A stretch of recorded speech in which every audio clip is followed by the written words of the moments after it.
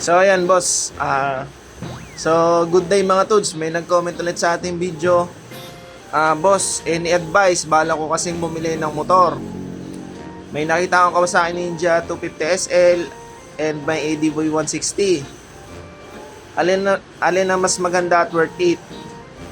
Worth it niyan, idol, bilhin mo parehas. Joke lang.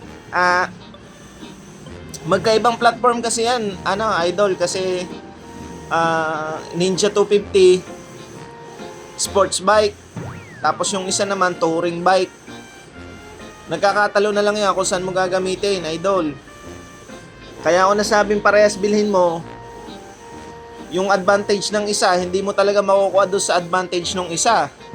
Katulad ng sa Ninja 250 speed, tapos tapos sa ADB naman, comfort naman yon.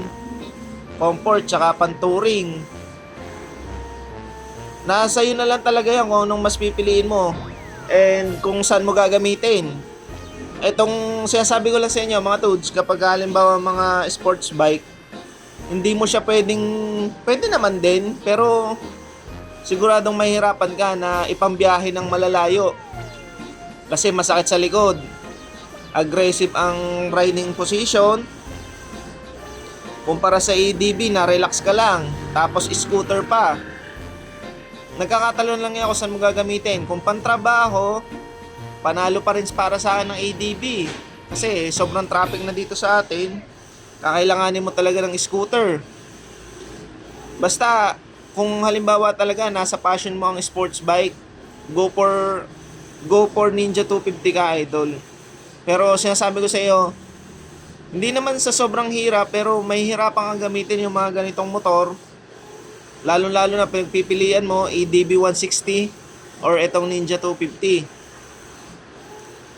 Ayun, para sa akin, piliin mo yung yung nasa puso mo, kung anong pumupuso no. Kung ano ang idinidikta. Meron nasa isip mo, mas gusto mo yung ADB dahil sa comfortability, accessibility. Pero nasa isip mo yung forma ng Ninja 250 SL, di ba? Ayun lang, sana nakatulong, idol. Opinion lang naman yon. Ride safe pa, idol. Salamat sa pag-comment.